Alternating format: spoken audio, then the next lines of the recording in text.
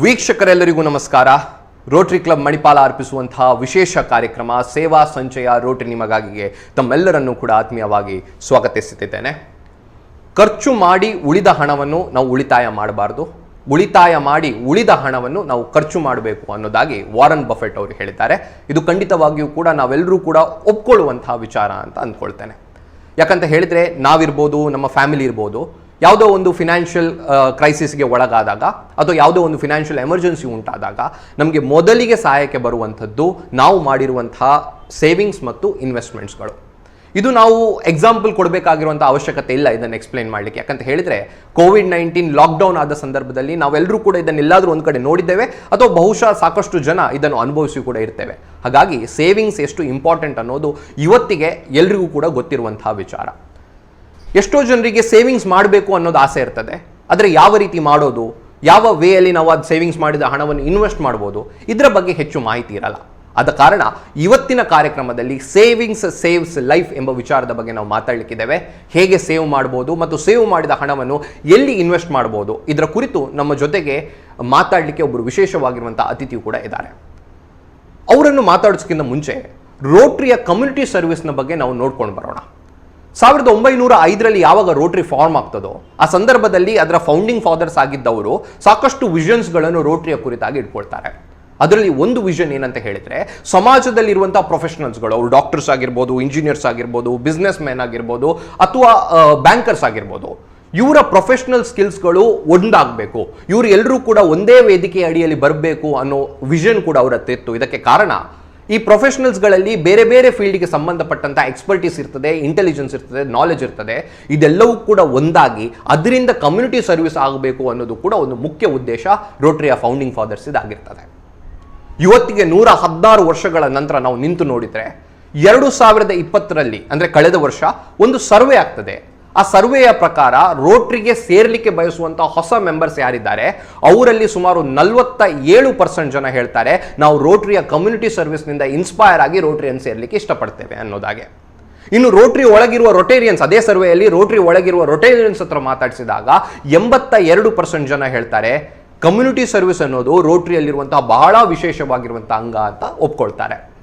ಇದು ಅವತ್ತು founding fathers ಕಂಡಂತಹ ಕಮ್ಯುನಿಟಿ ಸರ್ವಿಸ್ನ ಕನಸು ನನಸಾಗಿದೆ ಅನ್ನೋದಕ್ಕೆ ಒಂದು ಮುಖ್ಯವಾಗಿರುವಂಥ ಸಾಕ್ಷಿ.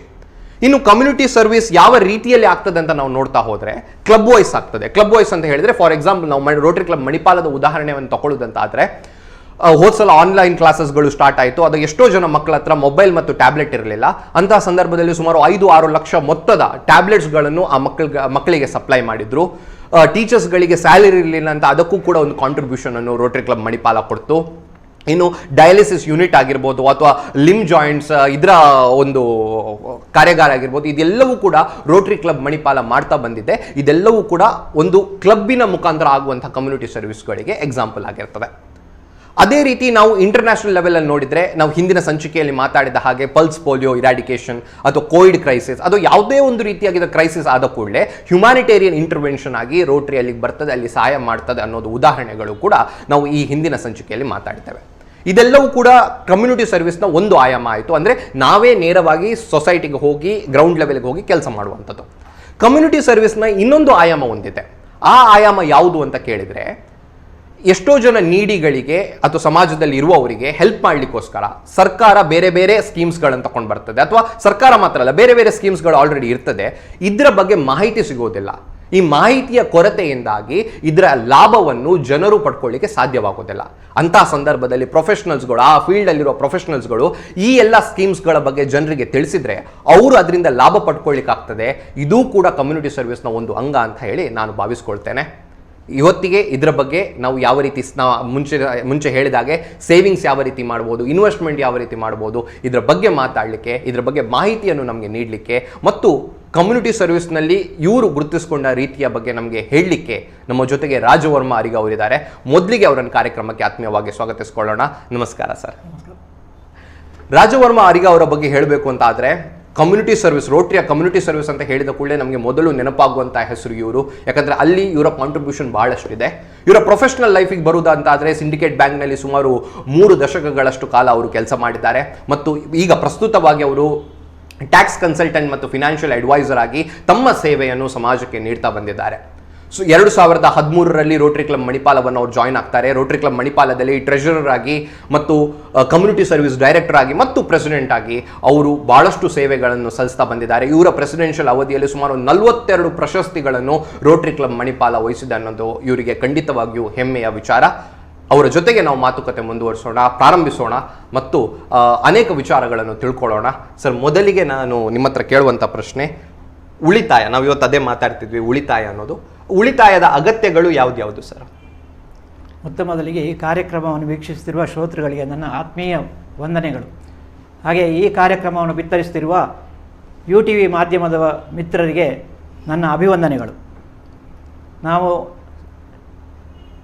ಉಳಿತಾಯ ಯಾಕೆ ಮಾಡಬೇಕು, ಅದರ ಅವಶ್ಯಕತೆ ಏನು, ಅದರ ಅಗತ್ಯ ಏನು ಅಂತ ಹೇಳುವಂಥ ವಿಚಾರವನ್ನು ನಾವು ಗಮನಿಸಿದಾಗ, ನಾವು ನಿವೃತ್ತಿ ಜೀವನದ ನಂತರ ನಮ್ಮ ಜೀವನವನ್ನು ಸುಖಮಯ ಮಾಡಲಿಕ್ಕೆ ನಾವು ಈಗಿಂದಲೇ ನಮ್ಮ ನೌಕರಿಯ ಅವಧಿಯಲ್ಲೇ ನಾವು ಅದಕ್ಕೆ ಸಾಕಷ್ಟು ಪ್ಲ್ಯಾನ್ಗಳನ್ನು ಮಾಡಿಕೊಳ್ಬೇಕಾಗ್ತದೆ. ಮೊದಲಿಗೆ ನಮ್ಮ ಭಾರತ ದೇಶದಲ್ಲಿ ಕೂಡು ಕುಟುಂಬ ಅಂತ ಇತ್ತು. ಆಗ ಎಲ್ಲರೂ ಒಟ್ಟಿಗೆ ಕೂಡಿಕೊಂಡು ಕೆಲಸ ನಿರ್ವಹಿಸ್ತಾ ಇದ್ದರು. ಅವರಿಗೆ ನಿವೃತ್ತಿ ಆದ ನಂತರ ಅವರನ್ನು ನೋಡಲಿಕ್ಕೆ ಆ ಜವಾಬ್ದಾರಿಯನ್ನು ಅವರ ಮಕ್ಕಳಿಗೆ ವಹಿಸ್ಕೊಡ್ತಾ ಇದ್ದರು. ಆ ಮಕ್ಕಳು ಮತ್ತು ತಮ್ಮ ಜೀವಿತಾವಧಿಯಲ್ಲಿ ನಮ್ಮ ಹಿರಿಯರುಗಳನ್ನು ಅವರು ನೋಡ್ಕೊಳ್ತಾ ಇದ್ದರು. ಅವರ ಉದ್ಯೋಗ, ಇದಕ್ಕೆ ಕುಟುಂಬಕ್ಕೆ ಸಂಬಂಧವಾದ ಉದ್ಯೋಗವನ್ನು ಕೂಡ ಅವರೇ ನೋಡಿಕೊಂಡು ಹೀಗೆ ಒಂದು ಸರಾಗವಾಗಿ ನಡೀತಾ ಇತ್ತು. ಆಗ ಈ ಉಳಿತಾಯಕ್ಕಷ್ಟೊಂದು ಅವರು ಇದನ್ನು ಒತ್ತನ್ನು ಕೊಡ್ತಿರಲಿಲ್ಲ. ಹೇಗಾದರೂ ನಡೀತಾ ಇತ್ತು, ಸುಗಮವಾಗಿ ನಡೀತಾ ಇತ್ತು. ಆದರೆ ಈಗ ಹಾಗಲ್ಲ. ಈಗ ಕೂಡು ಕುಟುಂಬ ಇಲ್ಲ.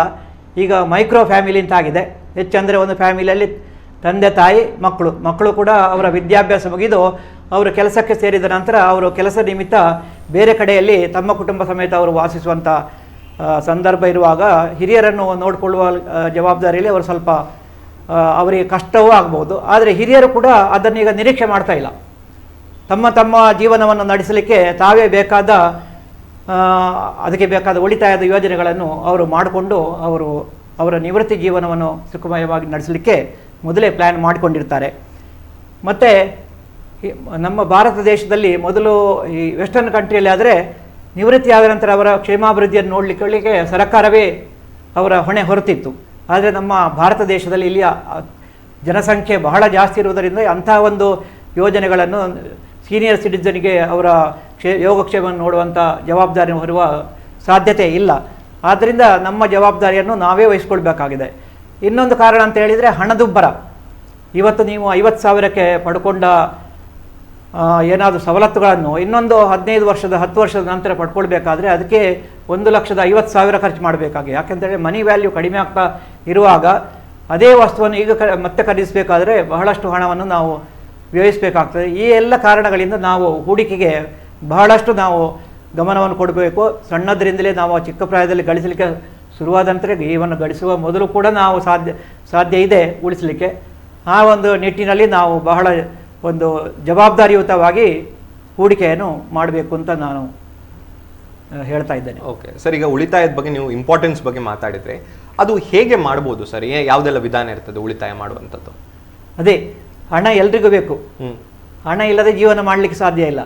ಆದರೆ ಎಲ್ಲರೂ ಹೇಳೋದೇನು, ಸರ್ ನನ್ನ ಸಂಬಳದಲ್ಲಿ ನನಗೆ ಉಳಿತಾಯ ಮಾಡಲಿಕ್ಕೆ ಆಗ್ತಾ ಇಲ್ಲ, ಎಲ್ಲ ಖರ್ಚಾಗಿ ಹೋಗ್ತದೆ ಅಂತ ಹೇಳ್ತಾ ಇದ್ದಾರೆ. ಇದು ನಾವು ಪ್ರಯತ್ನ ಮಾಡಿದರೆ ಸಾಧ್ಯ ಇದೆ. ಈಗ ನಿಮಗೊಂದು 50,000 ಸಂಬಳ ಇದೆ ಅಂತ ಇಟ್ಕೊಳ್ಳಿ. ಸಂಬಳ ಸಿಕ್ಕಿದ ಈಗ ಅದರಲ್ಲಿ ನಾನು ವಿಧವಾಗಿ ಕೆಲಸದಲ್ಲಿರುವವರು 2 ವಿಧವಾಗಿ ವಿಭಾಗಿಸ್ತೇನೆ. ಒಂದು ವ್ಯಾಪಾರದಲ್ಲಿರುವವರು, ಇನ್ನೊಂದು ನೌಕರಿಯಲ್ಲಿರುವವರು. ವ್ಯಾಪಾರದಲ್ಲಿರುವವರಿಗೆ ಅವರಿಗೆ ತಿಂಗಳು ನಿಶ್ಚಿತ ಇನ್ಕಮ್ ಅಂತ ಇಲ್ಲ, ವೇರಿಯೇಬಲ್ ಇರ್ತದೆ ಅವರದ್ದು. ಹೆಚ್ಚು ಅವರ ಸಂಪಾದನೆ ಟೈಮಲ್ಲಿ ಹೆಚ್ಚು ಅವರು ಉಳಿತಾಯಕ್ಕೆ ಪ್ರಯತ್ನ ಮಾಡಬೇಕು. ಮತ್ತು ಅವರ ವ್ಯಾಪಾರವನ್ನು ವೃದ್ಧಿಸಲಿಕ್ಕೆ ಅವರು ಸಾಕಷ್ಟು ಯೋಜನೆಗಳನ್ನು ಹಾಕಿಕೊಂಡು ಅದರಲ್ಲಿ ಹಣವನ್ನು ವಿನಿಯೋಗಿಸಿ ಅವರ ವ್ಯಾಪಾರವನ್ನು ವೃದ್ಧಿಸುತ್ತಾ ಅವರ ಪ್ರಾಫಿಟನ್ನು ಲಾಭವನ್ನು ಕೂಡ ಹೆಚ್ಚಿಸ್ತಾ ಹೋಗಿ ಉಳಿತಾಯದ ಕಡೆಗೆ ಗಮನ ಕೊಡಬೇಕು. ಇನ್ನು ಕೆಲಸದಲ್ಲಿ ಇರುವವರು, ನೌಕರಿಯಲ್ಲಿ ಈಗ ಎಲ್ಲರೂ ಒಂದು ಫ್ಯಾಮಿಲಿಯಲ್ಲಿ ಗಂಡ ಹೆಂಡತಿ ಇಬ್ಬರು ನೌಕರಿಯಲ್ಲಿ ಹೋಗ್ತಾ ಇರುವಂಥ ಸಂದರ್ಭಗಳೇ ಜಾಸ್ತಿ. ಹಾಗಿರುವಾಗ ನಿಮಗೆ ಒಂದು 50,000 ಸಂಬಳ ಉಂಟು ಅಂತ ಇರುವವರು ಅದರಿಂದ ಒಂದು 20% ಆದರೆ ಅವರು ಸೇವಿಂಗ್ ಮಾಡಬೇಕು. ತಮ್ಮ ಎಲ್ಲ ಖರ್ಚುಗಳನ್ನು ಉಳಿದ ನಂತರ ಅದಕ್ಕೇನು ಮಾಡಬೇಕು ಅಂತ ಹೇಳಿದರೆ, ಅಲ್ಲೇ ನಿಮ್ಮ ಹತ್ರ ಬ್ಯಾಂಕಲ್ಲಿ ನಿಮ್ಮ ಅಕೌಂಟಲ್ಲೇ ಇದ್ದರೆ ಅದು ಖರ್ಚಾದ್ದೇ ಗೊತ್ತಾಗೋದಿಲ್ಲ.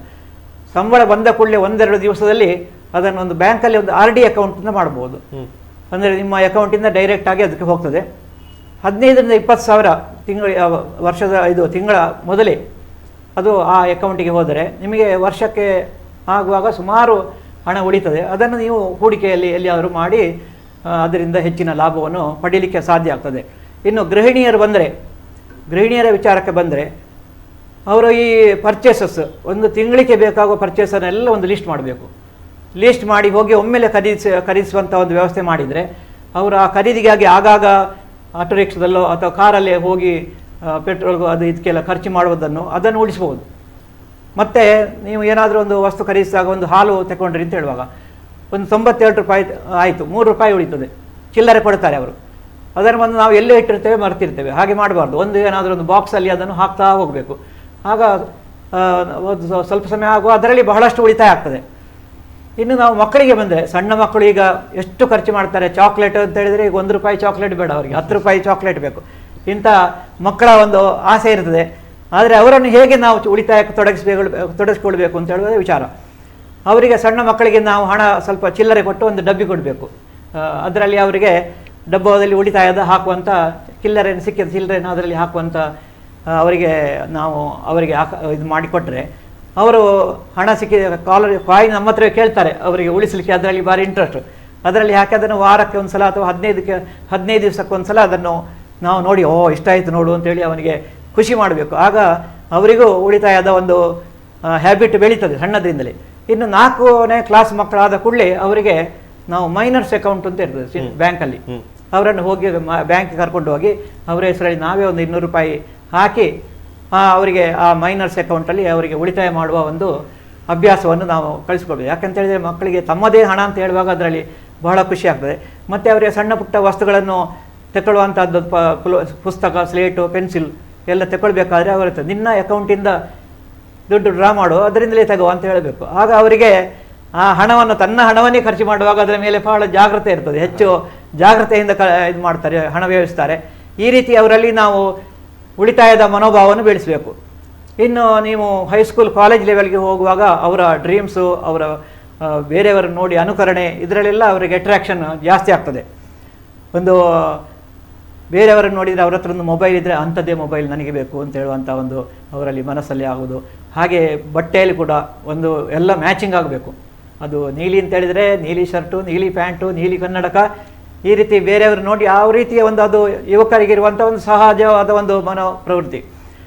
ಆಗ ಅವರಿಗೆ ನಾವು ಆದಷ್ಟು ಅವರಿಗೆ ತಿಳಿಸಿ ಹೇಳಬೇಕು. ನೀವು ನೋಡು ಅವ್ರಿಗೇನು ಮಾಡ್ಬೋದು ಅಂತ ಹೇಳಿದರೆ, ಮ್ಯಾಚಿಂಗ್ ಅಂತ ಹೇಳಿದರೆ ಯೂನಿವರ್ಸಲ್ ಮ್ಯಾಚಿಂಗ್ ಇರ್ತವೆ. ನೀವು ಕಪ್ಪು ಕನ್ನಡಕ, ಕಪ್ಪು ಶೂ, ಕಪ್ಪು ಬೆಲ್ಟು, ಇದು ಯಾವುದಕ್ಕೂ ಮ್ಯಾಚ್ ಆಗ್ತದೆ. ಹಾಗೆ ಡ್ರೆಸ್ಸಲ್ಲಿ ಕೂಡ ಅವರು ಕಾಂಟ್ರಾಕ್ಟ್ ಮ್ಯಾಚಿಂಗ್ ಅಂತ ಮಾಡುವಂಥ ಡ್ರೆಸ್ಸನ್ನು ಮಾಡಿದರೆ ಒಂದು ಸಲ ಅದನ್ನೇ ಬದಲಿಸಿ ಅವರು ಬಹಳ ಒಂದು ಉತ್ಸುಕತೆಯಿಂದ ಅವರು ಬೇರೆಯವರೊಟ್ಟಿಗೆ ಇರಲಿಕ್ಕೆ ಸಾಧ್ಯ ಆಗ್ತದೆ. ಈ ರೀತಿ ನಾವು ಹಲವಾರು ವಿಧಗಳಲ್ಲಿ ನಮ್ಮ ಫ್ಯಾಮಿಲಿಯನ್ನು ಎಲ್ಲರನ್ನು ಕೂಡಿಸಿಕೊಂಡು ಉಳಿಕೆಗೆ ಪ್ರಯತ್ನ ಮಾಡ್ಬೋದು. ಆಗ ಇನ್ನು ಕೆಲವರು ಇರ್ತಾರೆ, ನನಗೆ ಸಂಬಳ ಅಷ್ಟಿಲ್ಲ ಸರ್, ನಾನು ಹೇಗೆ ಉಳಿತಾಯ ಮಾಡಲಿ, ನನ್ನ ಹತ್ರ 10,000, ಇಷ್ಟು ಕಡಿಮೆ ಸಂಬಳದಲ್ಲಿ ನಾನು ಹೇಗೆ ಉಳಿತಾಯ ಮಾಡೋದು ಅಂತ. ಇದಕ್ಕೆ ನಮ್ಮ ಬಿಲ್ ಗೇಟ್ಸ್ ಒಂದು ಹೇಳಿದ್ದಾರೆ, ನೀವು ಬಡವರಾಗಿ ಹುಟ್ಟುವುದು ನಿಮ್ಮ ತಪ್ಪಲ್ಲ, ಆದರೆ ನೀವು ಬಡವರಾಗಿ ಸಾಯುವುದು ನಿಮ್ಮ ಬಹುದೊಡ್ಡ ತಪ್ಪು.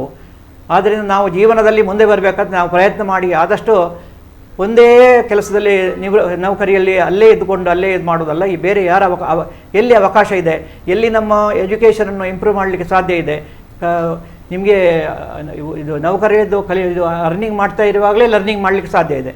ಹಾಗೆ ಮಾಡಿ ಬೇರೆ ಬೇರೆ ಹೆಚ್ಚಿನ ಗಳಿಸಲಿಕ್ಕೆ ಪ್ರಯತ್ನವೂ ಮಾಡ್ಬೋದು. ಅದಲ್ಲದೆ ಅವರು ಇರುವ ಸಂಬಳದಲ್ಲಿ ಕೂಡ ಉಳಿಸಲಿಕ್ಕೆ ಸಾಧ್ಯ ಉಂಟು. ನೀವು ಅವರಿಗೆ ಒಂದು ಖರ್ಚು ಮಾಡುವ ಒಂದು ಪಟ್ಟಿಯನ್ನು ಮಾಡಬೇಕು. ಅವರು ಒಂದು ತಿಂಗಳಲ್ಲಿ ಏನೆಲ್ಲ ಖರ್ಚಾಗ್ತದೆ ಅಂತ ಪಟ್ಟಿ ಮಾಡಿ ಮತ್ತೆ ತಿಂಗಳ ಎಂಡಿಗೆ ಒಂದ್ಸಲ ಅದನ್ನು ನೋಡಬೇಕು. ಆಗ ಗೊತ್ತಾಗ್ತದೆ ಎಷ್ಟೋ ಅವರ ಖರ್ಚುಗಳು ಅದನ್ನು ಅಗತ್ಯ ಇಲ್ಲ, ಅದನ್ನು ಅವಾಯ್ಡ್ ಮಾಡ್ಬೋದು.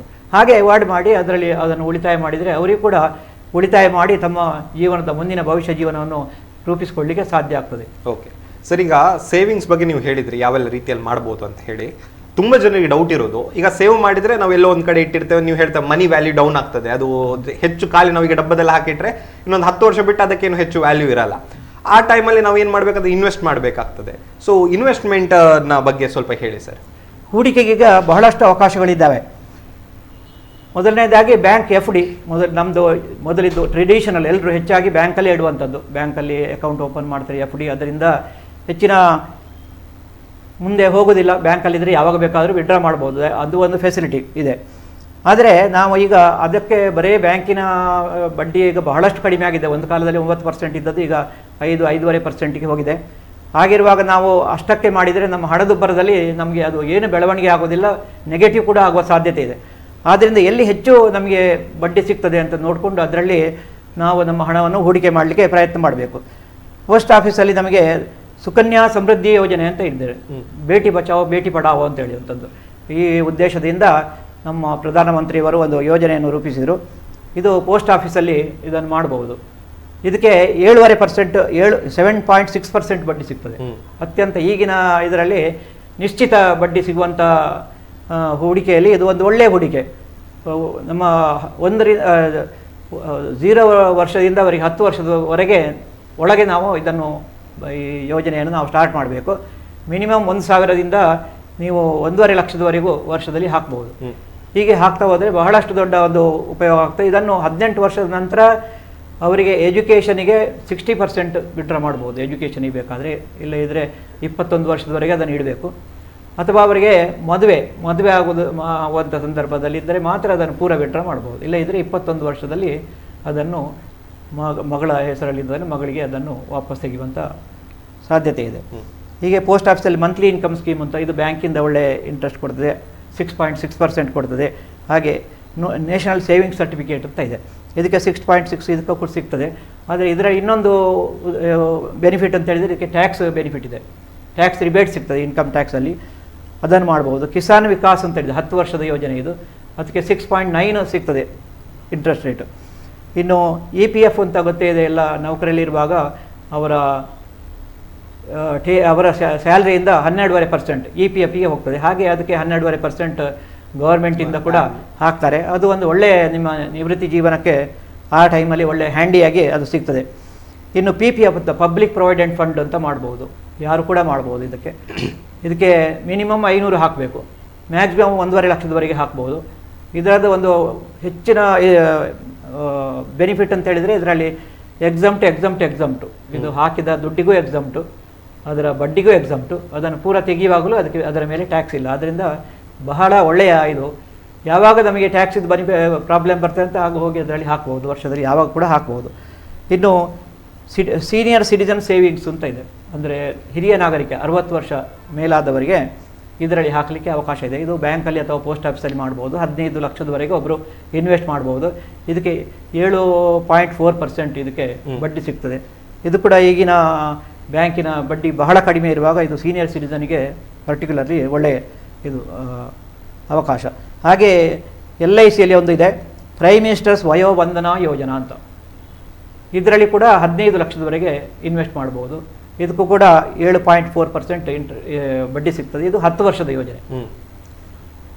ಹಾಗೆ ಇನ್ನು ವೇರಿಯೇಬಲ್ ರಿಟರ್ನ್ಸ್ ಇದು ಸುಮಾರು ಇನ್ವೆಸ್ಟ್ಮೆಂಟ್ಗಳಿದ್ದಾವೆ. ಇದೆಲ್ಲ ಫಿಕ್ಸ್ಡ್, ನಮಗೆ ಹಾಕಿ ನಮಗೆ ಕೆಲವರಿಗೆ ರಿಸ್ಕ್ ಬೇಡ ಅಂತ ಹೇಳ್ತದೆ ಅಂಥವರಿಗೆ. ಆದರೆ ರಿಸ್ಕ್ ತಗೊಳ್ಳದೆ ನಮಗೆ ಹೆಚ್ಚು ಆದಾಯ ಬರುವ ಸಾಧ್ಯತೆಯು ಕಡಿಮೆ. ಯಾಕೆಂದರೆ ಒಂದು ಮಗು ಕೂಡ ನಡೆಯುವಾಗ ಬೀಳ್ತದೆ ಅಂತ ನಡೆಯುವುದನ್ನು ನಿಲ್ಲಿಸುವುದಿಲ್ಲ. ಹಾಗೆ ನಾವು ಕೂಡ ಜೀವನದಲ್ಲಿ ಕೆಲವು ರಿಸ್ಕ್ ತಗೊಳ್ಬೇಕಾಗ್ತದೆ. ಅದು ಕೂಡ ಯಂಗ್ಸ್ಟರ್ಸಿಗೆ ರಿಸ್ಕ್ ಬೇರಿಂಗ್ ಕೆಪಾಸಿಟಿ ಜಾಸ್ತಿ ಇರ್ತದೆ. ಸ್ಟಾಕ್ ಮಾರ್ಕೆಟಲ್ಲಿ ಇನ್ವೆಸ್ಟ್ ಮಾಡ್ಬೋದು. ಸ್ಟಾಕ್ ಮಾರ್ಕೆಟಲ್ಲಿ ಡಿಮ್ಯಾಟ್ ಅಕೌಂಟ್ ಓಪನ್ ಮಾಡಬೇಕು, ಒಂದು SB ಅಕೌಂಟ್ ಬೇಕು, ಹಾಗೆ ಟ್ರೇಡಿಂಗ್ ಅಕೌಂಟು ಬೇಕಾಗ್ತದೆ. ಈ ಡಿಮ್ಯಾಟ್ ಅಕೌಂಟನ್ನು NSDL ಅಥವಾ ISDL ಇದರಲ್ಲಿ ಅದರಿಂದ ಅಪ್ರೂವ್ ಆದ ಯಾವುದೇ ಕಂಪನಿಗಳಲ್ಲಿ ಅದನ್ನು ಓಪನ್ ಮಾಡ್ಬೋದು. ಹಾಗೆ ಟ್ರೇಡಿಂಗ್ ಅಕೌಂಟ್ ಕೂಡ ಓಪನ್ ಮಾಡಿದರೆ ನಿಮಗೆ ಶೇರ್ಸನ್ನು ಖರೀದಿ ಮಾಡ್ಬೋದು. ಶೇರ್ಸ್ ಖರೀದುವಾಗ ಬಹಳ ನಾವು ಜಾಗ್ರತೆಯಿಂದ ಬಹಳ ಸ್ವಲ್ಪ ಅದರ ಬಗ್ಗೆ ನಮಗೆ ನಾಲೆಜ್ ಬೇಕಾಗ್ತದೆ. ಆದ್ದರಿಂದ ಒಳ್ಳೆ ಶೇರ್ಗಳನ್ನು ಖರೀದಿಸಿ ನೀವು ಹಾಗೆ ಇಟ್ಕೊಂಡ್ರೂ ಅದು ಒಳ್ಳೆಯ ರಿಟರ್ನ್ ಕೊಡ್ತದೆ. ಅದರಲ್ಲಿ 2 ರೀತಿಯ ರಿಟರ್ನ್ ಆಗ್ತದೆ. ಒಂದು ಅದರಲ್ಲಿ ಡಿವಿಡೆಂಡ್ ಸಿಗ್ತದೆ ನಮಗೆ ವರ್ಷ, ಇನ್ನೊಂದು ಅದೇ ಅಪ್ರಿಸಿಯೇಷನ್ ಆಗ್ತದೆ, ಕ್ಯಾಪಿಟಲ್ ಅಪ್ರಿಸಿಯೇಷನ್ ಆಗ್ತದೆ. ಇದು 2 ರೀತಿಯಿಂದ ಆಗ್ತದೆ. ಆದರೆ ಅದರಲ್ಲಿ ನಾಲೆಜ್ ಸ್ವಲ್ಪ ನಾವು ಬೇಕು. ಮತ್ತು ಬಹಳ ದುಡ್ಡು ಮಾಡಬೇಕು ಅಂತ ಹೆಚ್ಚು ಟ್ರೇಡಿಂಗಿಗೆಲ್ಲ ಹೋಗಿ ಕೈ ಸುಟ್ಟುಕೊಳ್ಳುವಂಥ ಸಾಧ್ಯತೆ ಇದೆ. ಆದ್ದರಿಂದ ಇದಕ್ಕೆ ಹೆಚ್ಚು ನಾವು ತಿಳ್ಕೊಳ್ಬೇಕು. ಪೇಪರೆಲ್ಲ ಓದ್ಕೊಂಡು ಯಾವ ಕಂಪನಿ ಯಾವ ರೀತಿ ನಿರ್ವಹಣೆ ಮಾಡ್ತಾ ಇದೆ ಅಂತ ಸ್ವಲ್ಪ ತಿಳ್ಕೊಂಡು ಮಾಡಬೇಕು. ಅಥವಾ ಯಾರಾದರೂ ಏಜೆಂಟ್ಗಳಿದ್ದು ಇದಕ್ಕೆ ಸ್ಪೆಷಲೈಸ್ಡ್ ಏಜೆಂಟ್ಸ್ ಇರ್ತಾರೆ, ಅವರ ಹೆಲ್ಪ್ ತಗೊಳ್ಬೋದು. ಇನ್ನು ಸ್ಟಾಕ್ ಮಾರ್ಕೆಟಿಗೆ ಹೋಗಲಿಕ್ಕೆ ಆಗದವರು ಮ್ಯೂಚುವಲ್ ಫಂಡಿಗೆ ಹೋಗ್ಬೋದು. ಮ್ಯೂಚುವಲ್ ಫಂಡಲ್ಲಿ ಕೂಡ ಅದರಲ್ಲಿ ಎರಡು ಇದೆ, ಇಕ್ವಿಟಿ ಬೇಸ್ಡ್ ಮತ್ತು ಡೆಟ್ ಬೇಸ್ಡ್ ಅಂತ ಇದ್ದಾವೆ, ಬ್ಯಾಲೆನ್ಸ್ಡ್ ಫಂಡ್ ಅಂತ ಇದ್ದಾವೆ. ಇಕ್ವಿಟಿ ಅಂತ ಹೇಳಿದ್ರೆ ಎಲ್ಲ ಶೇರ್ ಮಾರ್ಕೆಟಲ್ಲಿ ಹಾಕೋದು, ರಿಸ್ಕ್ ಇದು ಜಾಸ್ತಿ, ಅದರಲ್ಲಿ ಹೈ ರಿಸ್ಕ್ ಇದೆ, ಆದರೆ ಹೆಚ್ಚು ಆದಾಯ ಗಳಿಸುವ ಸಾಧ್ಯತೆಯೂ ಇದೆ. ಎರಡೂ ಇದೆ. ಅದನ್ನು ನೋಡಿಕೊಂಡು ನಾವು ನಮಗೆ ಆಗೋದಿಲ್ಲ ಇದ್ದರೆ ಯಾರಾದರೂ ಏಜೆಂಟ್ಸ್ ಇರ್ತಾರೆ, ಅವರ ಗೈಡೆನ್ಸ್ ತಗೊಂಡು ಇದರಲ್ಲಿ ಮಾಡಿದರೆ ಅದರಲ್ಲಿ ಕೂಡ ಒಳ್ಳೆಯ ಇನ್ಕಮ್ ಪಡೆಯುವ ಸಾಧ್ಯತೆ ಇದೆ. ಇನ್ನು ಡೆಟ್ ಫಂಡ್ಸಲ್ಲಿ ರಿಸ್ಕ್ ಕಡಿಮೆ, ಅದು government bonds, corporate corporate company bonds, ಇಂಥ ಡೆಟ್ಟಲ್ಲಿ ಇರುವಂಥದ್ದು, ಫಿಕ್ಸ್ಡ್ ಇಂಟ್ರೆಸ್ಟಲ್ಲಿ ಇರುವಂಥದ್ದು, ಸ್ವಲ್ಪ ಸಣ್ಣ ಮಟ್ಟದ ರಿಸ್ಕ್ ಇದೆ.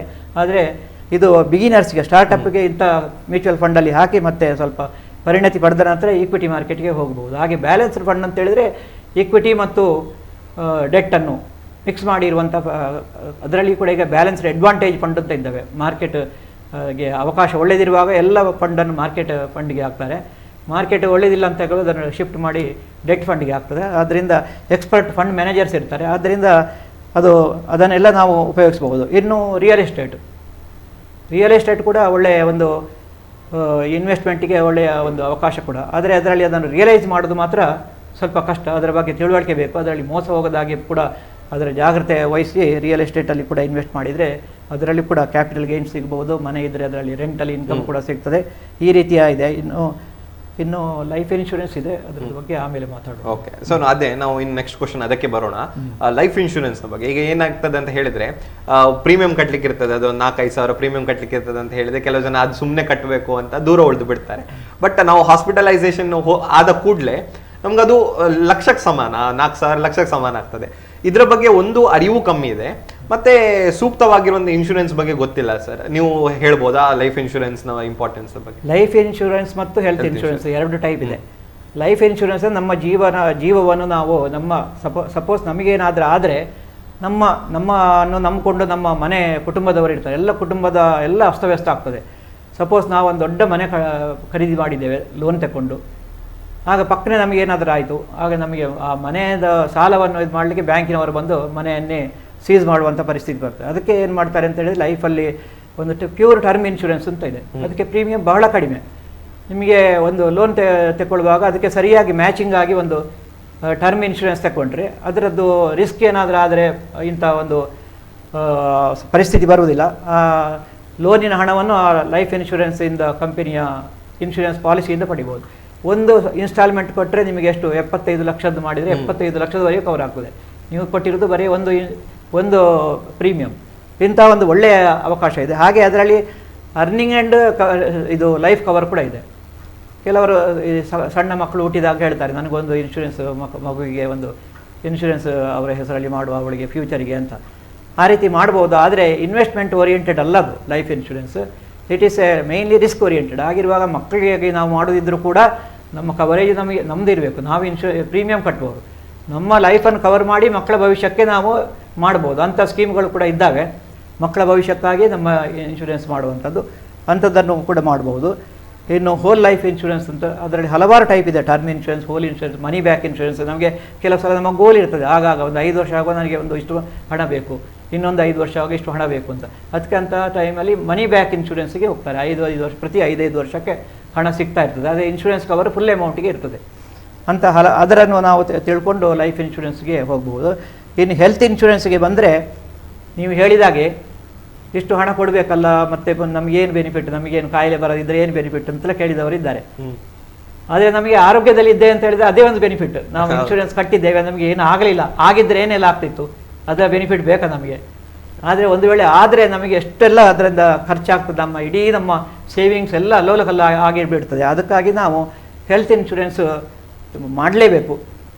ಅದಕ್ಕೆ ಸುಮಾರು ಕಂಪನಿಗಳಿದ್ದಾವೆ. ಅದರ ಬಗ್ಗೆ ನಾವು ಕಂಪನಿಗಳ ಬಗ್ಗೆ ಎಲ್ಲ ಸ್ಟಡಿ ಮಾಡಬೇಕು. ಅದರಲ್ಲಿ ಅವರದ್ದು ಎಕ್ಸ್ಕ್ಲೂಷನ್ಸ್, ಕಂಡೀಷನ್ಸ್ ಎಲ್ಲ ಇರ್ತವೆ.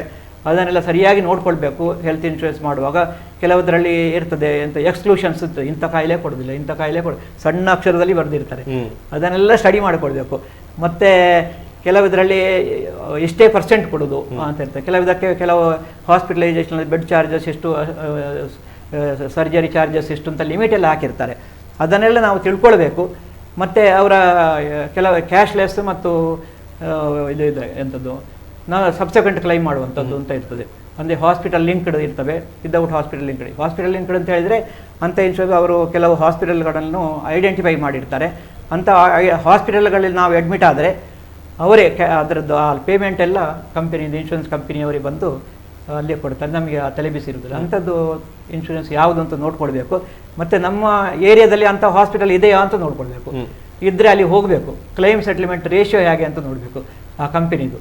ಅದನ್ನೆಲ್ಲ ನೋಡಿ ನಾವು ತಿಳ್ಕೊಂಡು ಆ ಇನ್ಶೂರೆನ್ಸ್ ಯಾವ ಕಂಪನಿ ನಮಗೆ ಇನ್ಶೂರೆನ್ಸ್ಗೆ ಆಗಬಹುದು ಅಂತ ಹೇಳ್ಕೊಂಡು ಇನ್ಶೂರ್ ಮಾಡಿದರೆ ನಮಗೆ ನಮ್ಮ ಜೀವನದಲ್ಲಿ ಪಕ್ಕನೆ ಬರುವಂಥದ್ದು ಆಪತ್ಕಾಲದ ಏನಾದರೂ ಕಾಯಿಲೆ ಬಂದರೆ, ಈಗ ನೋಡಿ ಕೋವಿಡಲ್ಲಿ ಎಷ್ಟೆಲ್ಲ ತೊಂದರೆ ಆಯಿತು. ಆ ಟೈಮಲ್ಲಿ ಇನ್ಶೂರೆನ್ಸ್ ಇದ್ದಿದ್ದರೆ ಅದರಲ್ಲಿ ಎಲ್ಲ ನಾವು ನಮ್ಮ ಇಂಥದ್ದು ನಮ್ಮ ಸೇವಿಂಗ್ಸ್ ಎಲ್ಲ ತೊಂದರೆ ಬರ್ತಿರಲಿಲ್ಲ.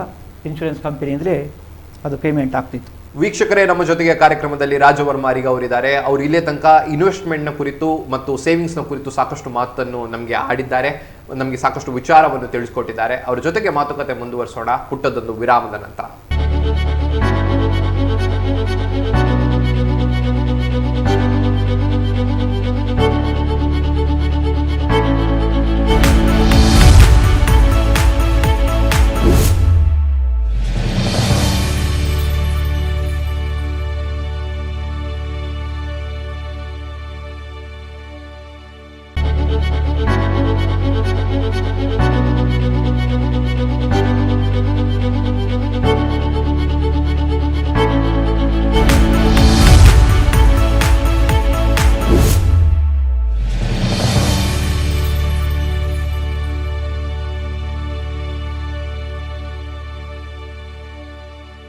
ವಿರಾಮದ ಬಳಿಕ ಕಾರ್ಯಕ್ರಮಕ್ಕೆ ಎಲ್ಲರನ್ನೂ ಕೂಡ ಆತ್ಮೀಯವಾಗಿ ಸ್ವಾಗತಿಸಿಕೊಳ್ತಾ ಇದ್ದೇನೆ. ನಮ್ಮ ಜೊತೆಗೆ ರಾಜವರ್ಮ ಅರಿಗ ಅವರಿದ್ದಾರೆ. ಅವರು ಸೇವಿಂಗ್ಸ್ ಮತ್ತು ಇನ್ವೆಸ್ಟ್ಮೆಂಟ್ ಬಗ್ಗೆ ಮಾತಾಡ್ತಿದ್ರು ಬ್ರೇಕಿಂಗ್ ಇಂದ ಮುಂಚೆ. ಅವರ ಜೊತೆಗೆ ಮಾತುಕತೆ ಮುಂದುವರಿಸೋಣ. ಈಗ ಶಾರ್ಟ್ ಟರ್ಮ್ ಮತ್ತೆ ಲಾಂಗ್ ಟರ್ಮ್ ಇನ್ವೆಸ್ಟ್ಮೆಂಟ್ ಅಂತ ನಾವು ಹೇಳ್ತೇವೆ. ಏನ್ ಸರ್ ಇದು ಆಕ್ಚುಲಿ ಯಾವ ರೀತಿ ವರ್ಕ್ ಆಗ್ತದೆ ಶಾರ್ಟ್ ಟರ್ಮ್ ಮತ್ತೆ ಲಾಂಗ್ ಟರ್ಮ್ ಇನ್ವೆಸ್ಟ್ಮೆಂಟ್ಸ್ಗಳು? ಈಗ ಜೀವನದಲ್ಲಿ ನಮಗೆ ಹಲವಾರು ಗೋಲ್ಗಳಿರ್ತವೆ. ಆ ಗೋಲ್ಗಳು ಯಾವುದು ಅಂತ ನಾವು ತಿಳ್ಕೊಳ್ಬೇಕು. ಅಂದರೆ ಅದಕ್ಕೆ ಸರಿಯಾಗಿ ಸೆಟ್ ಮಾಡಬೇಕು ನಮ್ಮ ಇನ್ಶೂರೆನ್ಸನ್ನು. ಈಗ ಮನೆ ಕಟ್ಟುವಂಥದ್ದು, ಮಕ್ಕಳ ಮದುವೆ, ಮಕ್ಕಳ ಎಜುಕೇಷನ್, ಇದು ಯಾವಾಗ ಆಗ್ಬೋದು, ಯಾವಾಗ ನಮಗೆ ಹಣದ ಅವಶ್ಯಕತೆ ಇರಬಹುದು, ಅದಕ್ಕೆ ನೋಡಿಕೊಂಡು ನಾವು ಆಯಾ ಗೋಲಿಗೆ ಸರಿಯಾಗಿ ನಮಗೆ ಪ್ರವಾಸಕ್ಕೆ ಹೋಗಬೇಕು. 1-2 ವರ್ಷ ಆದಂಥ ಒಂದು ಫಾರಿನ್ ಟೂರ್ ಮಾಡಬೇಕು. ಅದಕ್ಕೆ ನಾವು ಪುನಃ ನಮ್ಮ ಸ್ಯಾಲ್ರಿಯಿಂದಲೇ ಅಷ್ಟು ಆಗೋದಿಲ್ಲ. ಅದಕ್ಕೆ ಮೊದಲೇ ಒಂದು ಯೋಜನೆ ಮಾಡಿ ಉಳಿತಾಯ ಮಾಡಿದರೆ ಅದನ್ನು ನಾವು ಸಾಂಗವಾಗಿ ಅದನ್ನು ನಮ್ಮ ಗೋಲ್ಗಳನ್ನು ರೀಚ್ ಮಾಡಲಿಕ್ಕೆ ಸಾಧ್ಯ ಆಗ್ತದೆ. ಅದಕ್ಕಾಗಿ ನಾವು ಶಾರ್ಟ್ ಟರ್ಮು ಸಪೋಸ್ ನಮಗೆ 3 ವರ್ಷದಂತೆ ಒಂದು ಪ್ರವಾಸ ಹೋಗಬೇಕು. ಆಗ ಶಾರ್ಟ್ ಟರ್ಮ್ ಹೋಗಿ ನೀವು ಈ ಮ್ಯೂಚುವಲ್ ಫಂಡಿಗೆಲ್ಲ ಹೋದರೆ ಇದು ರಿಸ್ಕಿ ಶಾರ್ಟ್ ಟರ್ಮ್ ಗೋಲ್ಗೆ.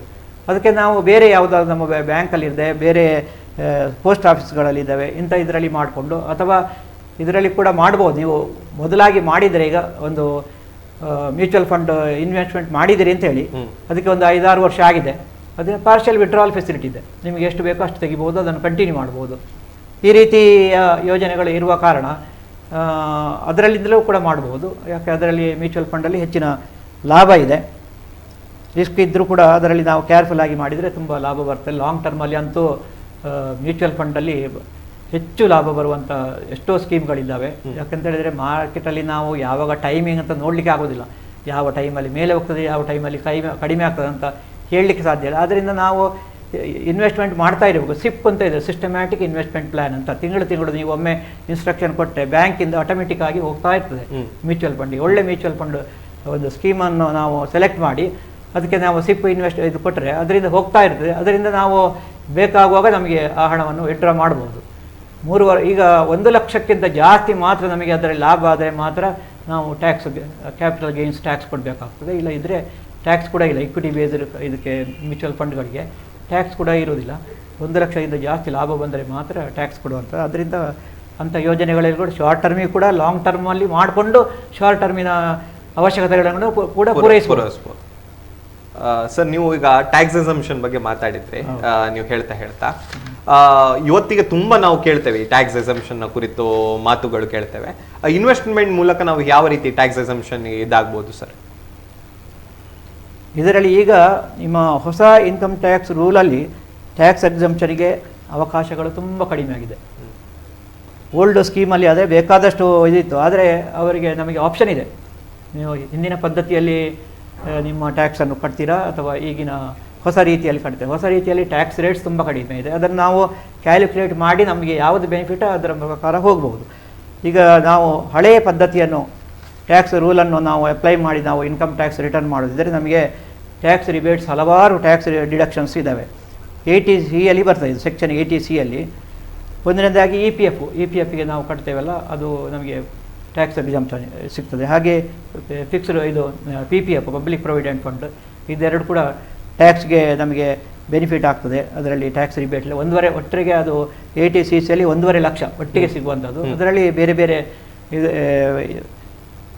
ಇದರಲ್ಲಿ ಹೂಡಿಕೆ ಮಾಡಿದ್ದನ್ನು ನಾವು ಟ್ಯಾಕ್ಸ್ ಎಕ್ಸಂಪ್ಷನ್ಗೆ ತಗೊಳ್ಬೋದು. ಮತ್ತೊಂದು 80cc ಡೊನೇಷನ್ಸ್, 80cc ಡೊನೇಷನ್ ದೊಡ್ಡ ಈಗ ಪ್ರೈಮ್ ಮಿನಿಸ್ಟರ್ ಫಂಡ್ ರಿಲೀಫ್ ಫಂಡಿಗೆ ಕೊಟ್ಟರೆ 100% ಸಿಗ್ತದೆ. ಕೆಲವು ಚಾರಿಟೇಬಲ್ ಟ್ರಸ್ಟ್ಗಳಿದ್ದಾವೆ, ಅಂಥದ್ದಕ್ಕೆ ಕೊಟ್ಟರೆ 80% ಅದರಲ್ಲಿ ಅವರ ರಿಸೀಟಲ್ಲಿ ಇರ್ತದೆ. ಇಟ್ ಈಸ್ ಅಂಡ್ ಇದು ಟ್ಯಾಕ್ಸ್ ಎಕ್ಸಂಪ್ಷನ್ ಇದಕ್ಕೆ ಸಿಗ್ತದೆ ಅಂಥದ್ದನ್ನು ನೋಡಿಕೊಂಡು ಅದರಲ್ಲಿ ಮಾಡಿದರೆ ಅದರಲ್ಲಿ 50% ಟ್ಯಾಕ್ಸ್ ರಿಡಕ್ಷನ್ ಸಿಗ್ತದೆ. ಇನ್ನು 80cc NPS ಬರ್ತದೆ, ಅಂದರೆ ನಾನು ಹೇಳಿದೆ ನ್ಯಾಷನಲ್ ಪೆನ್ಷನ್ ಸ್ಕೀಮ್ ಅಂತೊಂದು ಶುರು ಮಾಡಿದ್ದಾರೆ. ಅದರಲ್ಲಿ ಅಂದರೆ ಅದು ಇದರಲ್ಲಿ ನಮ್ಮ ಗವರ್ಮೆಂಟ್ ಸೆಕ್ಯೂರಿಟಿಯಲ್ಲಿ, ಸ್ಟಾಕಲ್ಲಿ, ಮ್ಯೂಚುವಲ್ ಫಂಡಲ್ಲಿ ಇನ್ವೆಸ್ಟ್ ಮಾಡುವಂಥದ್ದು. ಅದರಲ್ಲಿ ನಮಗೆ 50,000ವರೆಗೆ ಎಡಿಷನಲ್ ಸಿಗ್ತದೆ. ಇದು 1.5 ಲಕ್ಷ ಅಲ್ಲದೆ 50,000 ಅದರಲ್ಲಿ ಎಡಿಷನಲ್ ಸಿಗ್ತದೆ.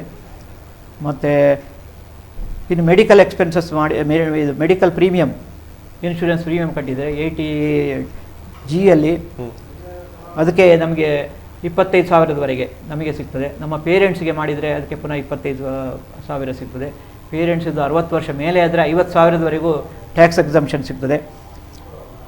ಇನ್ನು SB ಅಕೌಂಟಲ್ಲಿದ್ದ ಹಣಕ್ಕೆ 10,000ವರೆಗೆ ಟ್ಯಾಕ್ಸ್ ಇಲ್ಲ, ಅದು 80 TTB ಸಿಗ್ತದೆ. ಇನ್ನು housing loan interest, housing loan ತಗೊಂಡವರಿಗೆ ಅದೊಂದು ಒಳ್ಳೆ ಬೆನಿಫಿಟ್. ಆದರೆ ಇನ್ಸ್ಟಾಲ್ಮೆಂಟಿಗೆ 80C ಬರ್ತದೆ, ಇಂಟ್ರೆಸ್ಟಿಗೆ 80EE ಬರ್ತದೆ. 80EE interest on housing loan up to 1.5 lakh ತನಕ ಅದರಲ್ಲಿ ನಮಗೆ ಎಕ್ಸಂಪ್ಷನ್ ಸಿಗ್ತದೆ. ಇನ್ನು ಇದರಲ್ಲಿ ಸ್ಯಾಲರಿಡ್ ಕ್ಲಾಸಿಗೆ ಒಂದಿದೆ, ಅದು ಅಂದರೆ ಎಕ್ಸಂಪ್ಷನ್ಸ್ 50,000ವರೆಗೆ ಅವರ ಫಸ್ಟ್ 50,000ಕ್ಕೆ ಟ್ಯಾಕ್ಸ್ ಇಲ್ಲ. ಎಂಟರ್ಟೈನ್ಮೆಂಟಲ್ಲಿ ಅವರಿಗೆ ಮ್ಯಾಕ್ಸಿಮಮ್ 5,000ವರೆಗೆ ಅದರಲ್ಲಿ ಕೂಡ ಅವರಿಗೆ ಅಲವೆನ್ಸ್ ಸಿಕ್ಕಿದರೆ, ಗವರ್ಮೆಂಟ್ ಎಂಪ್ಲಾಯೀಸ್ಗೆ ಎಂಟರ್ಟೈನ್ಮೆಂಟ್ ಅಲವೆನ್ಸ್ ಅಂತ ಕೊಡ್ತಾರೆ, ಅದರಲ್ಲಿ 5,000 ಅವರಿಗೆ ಎಕ್ಸಂಪ್ಷನ್ಸ್. HRA ಕೂಡ ನಿಮಗೆ ಎಕ್ಸಂಪ್ಷನ್ ಇದೆ. ಮತ್ತು LTC ಲೀವ್ ಟ್ರಾವೆಲ್ ಕನ್ಸೆಷನ್ ಅಂತ ಹೋಗ್ತಾರೆ ಅಲ್ಲ, ಅದಕ್ಕೂ ಕೂಡ 4 ವರ್ಷದಲ್ಲಿ 2 ಸಲ ಹೋಗ್ಬೋದು. ಅದಕ್ಕೂ ಕೂಡ ನಮಗೆ ಇದರಿಂದ ನಮ್ಮ ಎಂಪ್ಲಾಯರಿಂದ ಸಿಗುವ ಇದಕ್ಕೆ ಟ್ಯಾಕ್ಸ್ ಇಲ್ಲ. ಈಗ ನಾವು ಹೊಸ ಟ್ಯಾಕ್ಸ್ ರೂಲಲ್ಲಿ ಪ್ರಕಾರ ಇದೆಲ್ಲ ಇಲ್ಲ, ಓನ್ಲಿ NPSಗೆ ಹೂಡಿಕೆ ಮಾಡಿದ ಹಣದಲ್ಲಿ ನಮಗೆ ಎಕ್ಸಂಪ್ಷನ್ ಕೊಡ್ತಾರೆ. ಮತ್ತು ಇನ್ಶೂರೆನ್ಸ್ ಮೆಚ್ಯೂರ್ ಆದಾಗ ಬಂದ ಹಣಕ್ಕೆ ಟ್ಯಾಕ್ಸ್ ಇಲ್ಲ. ಮತ್ತು LTC ನೀವು ರಿಟೈರ್ ಆಗಿ ನೀವು ಮನೆಗೆ ಹೋಗುವಂಥ ಲೀವ್ ಟ್ರಾವೆಲ್ ಕನ್ಸೆಷನ್ಗೆ ಟ್ಯಾಕ್ಸ್ ಇಲ್ಲ. ಅಷ್ಟು ಬಿಟ್ಟು ಮತ್ತೆ ಉಳಿದೆಲ್ಲ ಸಿಂಪ್ಲಿಫೈ ಮಾಡಿದ್ದಾರೆ. ಅಂದರೆ ಟ್ಯಾಕ್ಸ್ ರೂಲಲ್ಲಿ ಅವರಿಗೆ ಟ್ಯಾಕ್ಸ್ ಇಲ್ಲ ಇದ್ರೆ ಅದನ್ನೆಲ್ಲ ನೋಡ್ಕೊಳ್ಬೇಕು, ವೆರಿಫಿಕೇಷನ್ ಕಷ್ಟ ಆಗ್ತದೆ ಅಂತ ಸಿಂಪ್ಲಿಫೈ ಮಾಡಿ ಎಲ್ಲವನ್ನು ತೆಗೆದುಬಿಟ್ಟಿದೆ. ಓಕೆ ಸರ್, ಈಗ ನಾನು ಸ್ಟಾರ್ಟಿಂಗಲ್ಲಿ ಹೇಳಿದ ಹಾಗೆ ಎಷ್ಟೋ ಗೌರ್ಮೆಂಟಲ್ಲಿ ಇನಿಷಿಯೇಟಿವ್ಸ್ಗಳಿರ್ತದೆ, ಜನರಿಗೆ ಅದರ ಬಗ್ಗೆ ನಾಲೆಜ್ ಇರೋದಿಲ್ಲ, ಗೌರ್ಮೆಂಟ್ ಕೊಡುವಂಥ ಸ್ಕೀಮ್ಸ್ಗಳ ಬಗ್ಗೆ ನಾಲೆಜ್ ಇರೋದಿಲ್ಲ. ಅಂಥ ಒಂದು ಯಾವುದಾದ್ರು ಸ್ಕೀಮ್ಸ್ಗಳ ಬಗ್ಗೆ ಹೇಳ್ಬೋದಾ ಸರ್? ನಾನು ಇದರಲ್ಲಿ ನಮ್ಮ ಹೂಡಿಕೆ ಮತ್ತು ಇನ್ಶೂರೆನ್ಸ್ ಇದಕ್ಕೆ ಸಂಬಂಧಪಟ್ಟ ಕೆಲವು ಯೋಜನೆಗಳ ಬಗ್ಗೆ ಮಾತಾಡಿ, ಹಲವಾರು ಯೋಜನೆಗಳಿದ್ದಾವೆ. ಇದರಲ್ಲಿ ಒಂದು ಪ್ರೈಮ್ ಮಿನಿಸ್ಟರ್ ಜನ್ಧನ್ ಯೋಜನಾ ಅಂತ ಇದೆ. ಅಂದರೆ 0 ಬ್ಯಾಲೆನ್ಸಲ್ಲಿ ಅಕೌಂಟ್ ಓಪನ್ ಮಾಡಬಹುದು, ಯಾರು ಕೂಡ ಇದರಲ್ಲಿ ಅಕೌಂಟ್ ಓಪನ್ ಮಾಡಬಹುದು. ಗವರ್ಮೆಂಟ್ ಎಂಪ್ಲಾಯೀಸ್ ಎಲ್ಲ ಮಾಡಲಿಕ್ಕೆ ಇಲ್ಲ. ಇದರಲ್ಲಿ ಆಕ್ಸಿಡೆಂಟ್ ಬೆನಿಫಿಟ್ ಕೂಡ 1 ಲಕ್ಷ ಸಿಗ್ತದೆ ಅಕೌಂಟ್ ಓಪನ್ ಮಾಡಿದವರಿಗೆ. ಮತ್ತು ಲೈಫ್ ಇನ್ಶೂರೆನ್ಸ್ ಕವರ್ 30,000 ಇದರಲ್ಲಿ ಸಿಗ್ತದೆ ನಮಗೆ ಅವರು ಓಪನ್ ಮಾಡಿದವರಿಗೆ. ಮತ್ತು ಒಂದು 5 ವರ್ಷ ಇದನ್ನು ಅವರು ಸರಿಯಾಗಿ ನಡೆಸಿದರೆ ಅವರಿಗೆ ಓವರ್ ಡ್ರಾಫ್ಟ್ ಫೆಸಿಲಿಟಿ ಕೂಡ 10,000ವರೆಗೆ ಅವರಿಗೆ ಸಾಲವು ಕೂಡ ಸುಲಭವಾಗಿ ಸಿಗುತ್ತದೆ. ಅವರಿಗೆ ಕೃಷಿ ಮಾಡಲಿಕ್ಕೆ ಇಲ್ಲ ಇದ್ದರೆ ಹಲವಾರು ಅವರು ಬ್ಯಾಂಕಿನವರು ಎಲ್ಲ ವೆರಿಫೈ ಮಾಡಿ ಕೊಡಲಿಕ್ಕೆ ತುಂಬ ಇದು ಮಾಡ್ತಾರೆ, ಅವರ ಭದ್ರತೆ ನೋಡ್ತಾರೆ. ಇದು ಅವರಿಗೆ ಸರಾಗವಾಗಿ ಸಿಗುವಂಥದ್ದು. ಇನ್ನು ಅವರಿಗೆ ರುಪೇ ಡೆಬಿಟ್ ಕಾರ್ಡ್ ಕೂಡ ಫ್ರೀಯಾಗಿ ಸಿಗ್ತದೆ. ಈ ಎಲ್ಲ ಫೆಸಿಲಿಟಿ ಇದೆ. ಮತ್ತು PMRY ನಾನು ಹೇಳಿದ್ದೆಲ್ಲ ಆಗಲೇ, ಒಂದು ಪ್ರೈಮ್ ಮಿನಿಸ್ಟರ್ಸ್ ವಯೋವಂದನ ಯೋಜನಾ ಅಂತ, ಅದರಲ್ಲಿ 7 ಸಿಗುವಂಥದ್ದು. ಮತ್ತು ಬ್ಯಾಂಕಲ್ಲಿ 2 ಥರದ ಇನ್ಶೂರೆನ್ಸ್ ಇದೆ. ಒಂದು ಆಕ್ಸಿಡೆಂಟ್ ಇನ್ಶೂರೆನ್ಸ್ ಅಂತ, 12 ರೂಪಾಯಿ ಕಟ್ಟಿದರೆ ಆಯಿತು. ನೀವು 18 ವರ್ಷದಿಂದ 70 ವರ್ಷದವರು ಯಾರು ಕೂಡ ಇದಕ್ಕೆ ಮಾಡಬಹುದು.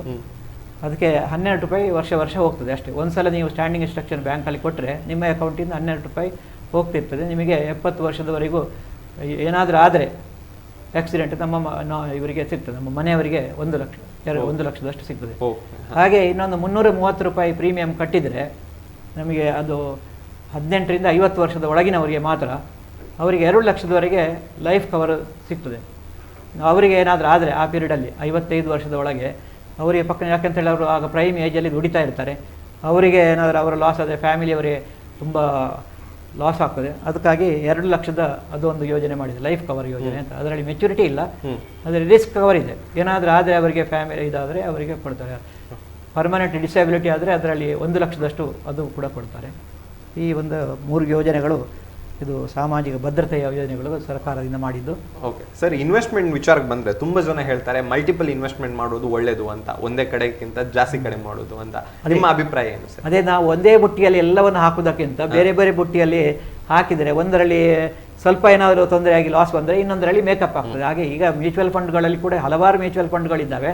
ಅದರಲ್ಲಿ ಈಕ್ವಿಟಿ ಓರಿಯೆಂಟೆಡ್ ಸ್ವಲ್ಪ ಹಾಕೋದು, ಡೆಟ್ ಓರಿಯೆಂಟೆಡ್ ಸ್ವಲ್ಪ ಹಾಕೋದು ಅಂತ ಆಗೋ. ಒಂದರಲ್ಲಿ ಏನಾದರೂ ಪಕ್ಕನೆ ಅದು ನಮಗೆ ಅಷ್ಟು ನಾವು ನಿರೀಕ್ಷಿತ ಅಷ್ಟು ಇದು ಬರದಿದ್ರು, ಇನ್ನೊಂದರಲ್ಲಿ ಪ್ರಾಫಿಟ್ ಬಂದರೆ ಎವರೇಜ್ ಆಗ್ತದೆ, ಎವರೇಜಿಂಗ್ ಫ್ಯಾಕ್ಟರ್ ಆಗ್ತದೆ.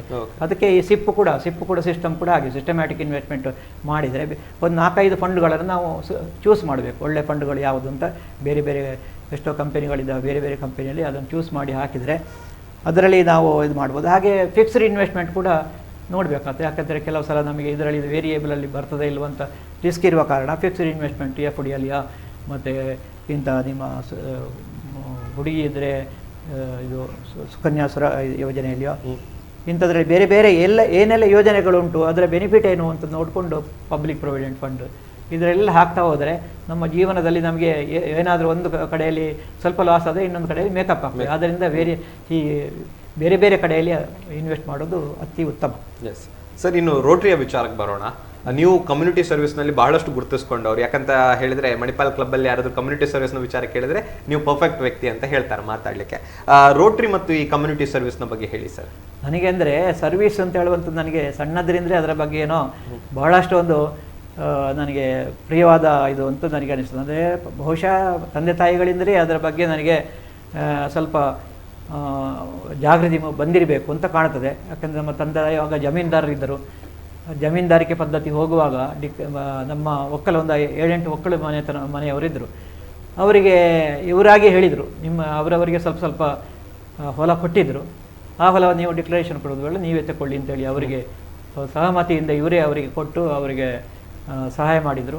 ಅದರೊಟ್ಟಿಗೆ ಕುಮ್ಕಿ ಜಾಗ ಅಂತ ಇತ್ತು, ಆ ಕುಮ್ಕಿ ಜಾಗ ಅವರಿಗೇನು ಹಕ್ಕಿರಲಿಲ್ಲ, ಅದನ್ನು ಕೂಡ ಅವರಿಗೆ ಕೊಟ್ಟು ಒಳ್ಳೆ ರೀತಿಯಲ್ಲಿ ಅವರ ಜೀವನ ನಡೆಸುವ ಹಾಗೆ ಎಲ್ಲ ರೀತಿಯ ಸಹಾಯ ಮಾಡಿದ್ದಾರೆ.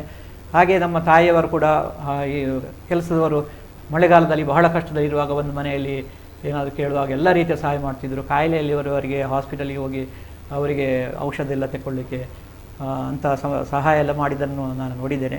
ಹಾಗೆ ನಮ್ಮ ಊರಲ್ಲಿ ಶಾಲೆ ಇರಲಿಲ್ಲ ಆಗ. ನಾನು ಅಜ್ಜನ ಮನೆಯಲ್ಲಿ 5ನೇ ಕ್ಲಾಸ್ನ ತನಕ ಒಂದು ಸಣ್ಣ ಶಾಲೆ ಇತ್ತು. ಅದರಲ್ಲಿ ಏಕೋಪಾಧ್ಯಾಯ ಅಂತ 5ನೇ ಕ್ಲಾಸ್ನ ತನಕ ಇತ್ತು. ಒಬ್ಬರು ಕೃಷ್ಣಪ್ಪ ಗೌಡ ಅಂತ ಮಾಸ್ಟರ್ ಇದ್ದರು. ತುಂಬ ಒಳ್ಳೆ ರೀತಿಯಲ್ಲಿ ಅವರು ನಮಗೆ ಪಾಠ ಪ್ರವಚನ ಮಾಡ್ತಿದ್ದರು. ಮಹಾಭಾರತ ರಾಮಾಯಣದ ಬಗ್ಗೆ ಹೇಳ್ತಿದ್ರು. ಆಗ ಒಂದು ನಮಗೆ ಆಗ ಒಂದು ಪದ್ಯ ಇತ್ತು. ಹಾಗೆ ಇದರದ ಬಗ್ಗೆ ಇಟ್ಟರೆ ಸಗಣಿಯಾದೆ, ಹಟ್ಟಿಯಲ್ಲಿ ಗೊಬ್ಬರವಾದೆ, ತಟ್ಟಿದರೆ ಬೆರಣಿಯಾದರೆ, ಸುಟ್ಟರೆ ನೊಸಲಿ ವಿಭೂತಿಯಾದೆ, ನೀನಾರಿಗಾದೆಯೋ ಎಲಮಾನವ ಅಂತ ಹೇಳುವಂಥದ್ದನ್ನು ಅದನ್ನು ಅವರಿಗೆ ಹೇಳಿ ನಮಗೆ ನೀವು ಜೀವನದಲ್ಲಿ ಇನ್ನೊಬ್ಬರಿಗೆ ಸಹಾಯ ಮಾಡುವಂಥದ್ದು ಗುಣವನ್ನು ಬೆಳೆಸಿಕೊಳ್ಬೇಕು ಅಂತ ಆಗ ನಮಗೆ ಚಿಕ್ಕಂದಲ್ಲಿ ಸಣ್ಣದಲ್ಲಿ ಹೇಳಿರೋದು ನನಗೆ ಈಗಲೂ ಅದು ತುಂಬ ನೆನಪು ಉಂಟು. ಹಾಗೆ ನಾನು 5ನೇ ಕ್ಲಾಸ್ ಆದ ನಂತರ ಸಿದ್ಧವನ ಗುರುಕುಲ ಅಂತ ಧರ್ಮಸ್ಥಳದ ಶ್ರೀ ಕ್ಷೇತ್ರ ಧರ್ಮಸ್ಥಳದಲ್ಲಿ ನಡೆಸುವಂಥ ಸಿದ್ಧವನ ಗುರುಕುಲದಲ್ಲಿ ನಮ್ಮ ಅಲ್ಲಿ ಹಾಸ್ಟೆಲ್ ವಿದ್ಯಾಭ್ಯಾಸ ಅಲ್ಲಿಂದ ಶುರುವಾಯಿತು. ಅಲ್ಲಿ ನಮಗೆ ಎಲ್ಲ ಪಾಠ ಹೇಳ್ಕೊಡ್ತಾರೆ. ವೇದದ್ದು ಮತ್ತು ಜೈನ ಧರ್ಮದ್ದು ಧರ್ಮ ಮತ್ತು ಸಂಸ್ಕೃತಿಯ ಬಗ್ಗೆ ನಮಗೆ ತುಂಬ ಮಾಹಿತಿಯನ್ನು ಕೊಡ್ತಿದ್ರು. ಅದು ಪಾಠ ನಮಗೆ ಕಂಪಲ್ಸರಿ ಇತ್ತು. ಆಗ ಅದರ ಬಗ್ಗೆ ನಮಗೆ ಅಷ್ಟೊಂದು ಅನಿಸ್ತಿರಲಿಲ್ಲ ಇದೊಂದು ಏನೋ ಪಾಠ ಅಂತ. ಆದರೆ ಈಗ ಅನಿಸ್ತದೆ ಅದೆಲ್ಲ ನಮ್ಮ ಜೀವನವನ್ನು ಬೆಳೆಸುವಲ್ಲಿ, ನಮ್ಮ ಒಂದು ಸಂಸ್ಕೃತಿಯನ್ನು ನಮ್ಮಲ್ಲಿ ಉಂಟು ಮಾಡುವಲ್ಲಿ, ಸೇವಾ ಮನೋಭಾವವನ್ನು ತರುವಲ್ಲಿ ಎಷ್ಟೆಲ್ಲ ಅದು ಉಪಯೋಗ ಆಗಿದೆ ಅಂತ ಹೇಳುವಂಥದ್ದು ಈಗ ನಮಗೆ ಅರಿವಿಗೆ ಬರ್ತಾ ಉಂಟು. ಹಾಗೆ ಧರ್ಮಸ್ಥಳ ಧರ್ಮಾಧಿಕಾರಿಯವರು ಅಲ್ಲಿ ಆಗುವಂಥ ಎಲ್ಲ ಕಾರ್ಯಕ್ರಮಗಳಲ್ಲಿ ನಾವು ಅಲ್ಲಿ ಹತ್ತಿರ ಇತ್ತು. ಆಗುವಾಗ ನಾವು ಆಗಾಗ ಅಲ್ಲಿಗೆ ಧರ್ಮಸ್ಥಳಕ್ಕೆ ಹೋಗ್ತಾ ಇದ್ದೆವು. ಈಗಿನ ನಮ್ಮ ವೀರೇಂದ್ರ ಹೆಗಡೆಯವರು ರಾಜರ್ಷಿ ಪದ್ಮವಿಭೂಷಣ ವೀರೇಂದ್ರ ಹೆಗಡೆಯವರು ಅವರು ಮಾಡಿದಂಥ ಸೇವಾ ಕಾರ್ಯ ಅದನ್ನು ನೋಡಿದರೆ ಅದನ್ನು ಹೇಳಲಿಕ್ಕೆ ಸಾಧ್ಯ ಇಲ್ಲ. ಎಷ್ಟೊಂದು ಜನರಿಗೆ ಅವರ ಜನಕಲ್ಯಾಣ ಯೋಜನೆಗಳನ್ನು ಯಾವ ರೀತಿಯಲ್ಲಿ ಮಾಡ್ತಾ ಇದ್ದಾರೆ. ಗ್ರಾಮಾಭಿವೃದ್ಧಿ ಯೋಜನೆ ಇರುವುದು, ಸಿರಿ ಗ್ರಾಮೋದ್ಯೋಗ ಅಭಿವೃದ್ಧಿ ಇರುವುದು, ಜನರಿಗೆ ಬಡವರಿಗೆ ಪರ್ಟಿಕ್ಯುಲರ್ಲಿ ಬಡವರಿಗೆ ಅವರ ಜೀವನ ರೂಪಿಸಿಕೊಳ್ಳಲಿಕ್ಕೆ ಬಹಳಷ್ಟು ಅನುಕೂಲವಾಗಿದೆ.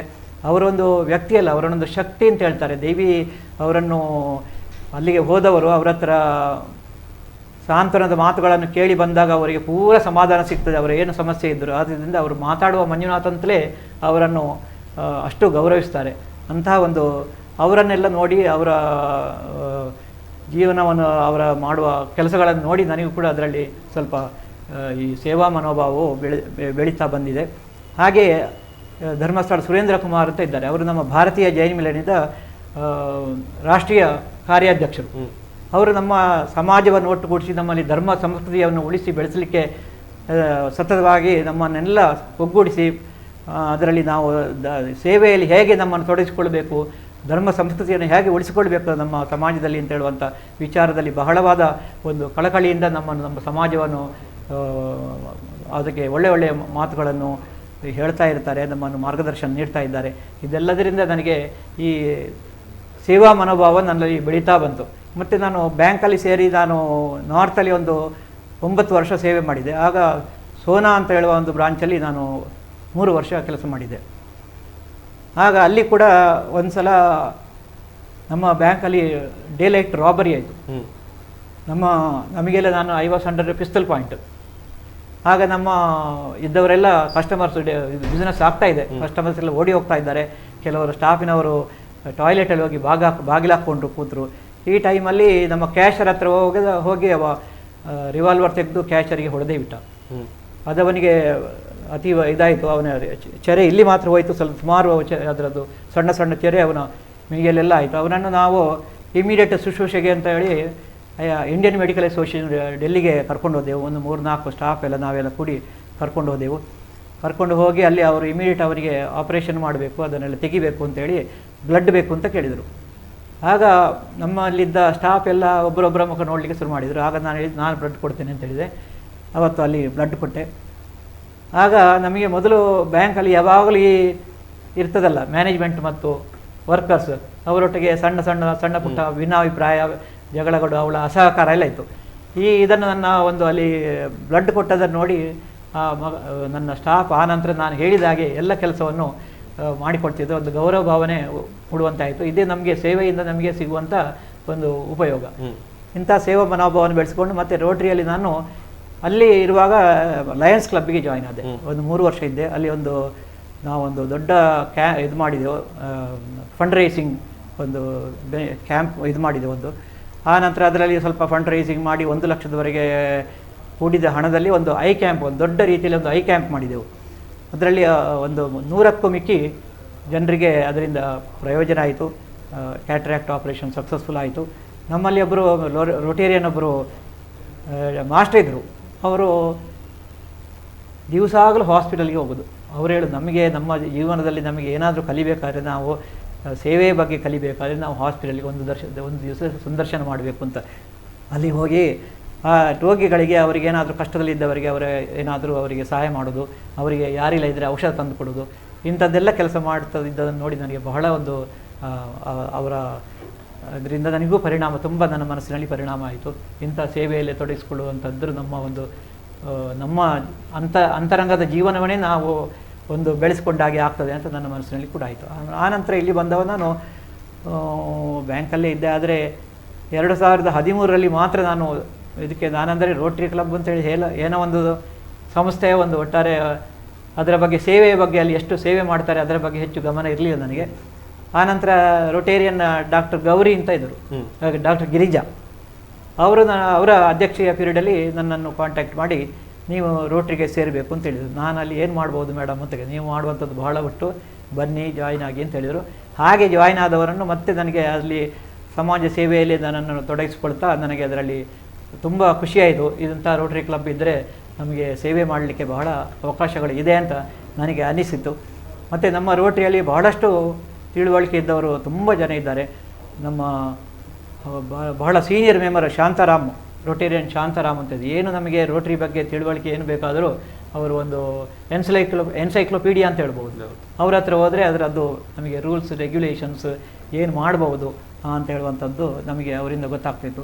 ಹಾಗೆ ನಾವು ಇತ್ತೀಚೆಗೆ ಒಂದು 3 ಒಳ್ಳೆ ರೋಟೇರಿಯನ್ ಕಳ್ಕೊಂಡೆ. ಒಂದು ರೋಟೇರಿಯನ್ HNS ರಾವ್ ಅಂತ, ತುಂಬ ನಮಗೆ ರೋಟರಿಯಲ್ಲಿ ಏನು ಗ್ಲೋಬಲ್ ಗ್ರ್ಯಾಂಟ್ ಆಗೋದರೆ ಇಲ್ಲಿ ನಮಗೆ ನಮ್ಮ ಕ್ಲಬ್ಬಿಗೆ ಮಾತ್ರ ಅಲ್ಲ, ಇಡೀ ನಮ್ಮ ಜಿಲ್ಲೆಗೆ ಏನಾದರೂ ಗ್ಲೋಬಲ್ ಗ್ರ್ಯಾಂಟ್ ಆಗುವ ಅದರ ಮಾಹಿತಿ ಹೇಗೆ ಮಾಡಬೇಕು, ಅದನ್ನು ರಿಪೋರ್ಟ್ ಹೇಗೆ ಪ್ರಿಪೇರ್ ಮಾಡಬೇಕು ಎಲ್ಲವನ್ನು ಇವ್ರ ಹತ್ರ ಮಾಡಿಸ್ತಾ ಇದ್ದರು. ಅಷ್ಟು ಒಳ್ಳೆಯ ರೋಟೇರಿಯನ್ ಅವರು. ಹಾಗೆ ಒಬ್ಬರು ಏರ್ ಕಮಾಂಡರ್ VV ನಾಯರ್ ಅಂತ ಇದ್ದರು, ಸೀನಿಯರ್, ತುಂಬ ಸೀನಿಯರ್. ಅವರು ಕೂಡ ಭಾಳ ನಮ್ಮ ಸೇವೆ ಕಾರ್ಯಗಳಿಗೆ ಬಹಳಷ್ಟು ಸಹಾಯವನ್ನು ಮಾಡ್ತಿದ್ದರು. ಹಾಗೆ ರೋಟೇರಿಯನ್ ಅರುಣಾ ಶೆಣೈ ಅಂತ ಇದ್ದರು, ಅವರೆಲ್ಲ ಬಹಳ ನುರಿತವರು, ಒಳ್ಳೆ ಸೇವಾ ಕಾರ್ಯಗಳಲ್ಲಿ ತೊಡಗಿಸ್ತಿದ್ದರು. ಇನ್ನೊಂದೊಬ್ಬರು ಮಿತ್ರಾ ಭಂಡಾರ್ಕರ್, ರೋಟೇರಿಯನ್ ಮಿತ್ರಾ ಭಂಡಾರ್ಕರ್ ಅಂತ ಇದ್ದರು. ಅವರು ಕೂಡ ರೋಟರಿದು ಏನು ಇದಿದ್ದರು ಯೋಜನೆ ಕಾರ್ಯಗಳು ಇದ್ದರೂ ಕೂಡ ಮೊದಲಿಗೆ ಅದಕ್ಕೆ ಹಣ ಹೂಡಿಸುವವರು ಅವರಿದ್ದರು. ಆ ರೀತಿಯಿಂದ ಪ್ರೋತ್ಸಾಹನ ಕೊಡ್ತಿದ್ದರು. ಇನ್ನೊಬ್ಬರು ರೋಟೇರಿಯನ್ ಮೋಹನ್ ಭಂಡಾರ್ಕರ್ ಅಂತ ಇದ್ದಾರೆ, ಆದರೆ ಅವರು ನಮ್ಮ ರೋಟರಿ ಬಿಟ್ಟು ಅವರ ಏಜ್ ನಿಮಿತ್ತ ಅವ್ರ ಮಗಳೊಟ್ಟಿಗೆ ಬಾಂಬೆಯಲ್ಲಿ ಇರ್ತಾರೆ. ಆದರೂ ಈಗಲೂ ಕೇಳ್ತಾ ಇರ್ತಾರೆ, ಏನು ಮಾಡ್ತಾ ಇದ್ದೀರಾ, ಏನು ಬೇಕು, ನನ್ನಿಂದ ಏನು ಸಹಾಯ ಬೇಕು ಅಂಥೇಳಿ. ಅವರು ವರ್ಷಕ್ಕೆ 1.5 ಲಕ್ಷ ನಮ್ಮ ರೋಟ್ರಿಗೆ ಅವರು ಧನವನ್ನು ಕೊಡ್ತಾ ಇದ್ದಾರೆ. ಏನಾದರೂ ಒಳ್ಳೆ ಕೆಲಸ ಮಾಡಿದರೆ ನಾನು ಯಾವಾಗಲೂ ಇದ್ದೇನೆ ಅಂತ ಹೇಳುವ ಒಂದು ಬೆನ್ನು ತಟ್ಟಿ ಭರವಸೆಯನ್ನು ಹೇಳುವಂಥ ರೋಟೇರಿಯನ್ಗಳು.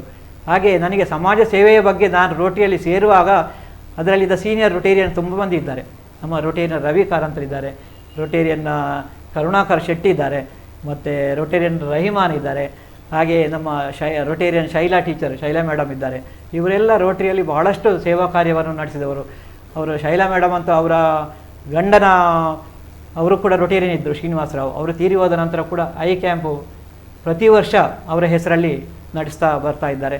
ಇಂಥ ಎಲ್ಲ ಒಳ್ಳೆಯ. ಮತ್ತು ರೇಣು ಜಯರಾಮ್ ಅಂತ ಇದ್ದಾರೆ, ಅವರು ಒಬ್ಬರು ಉದ್ಯಮಿ.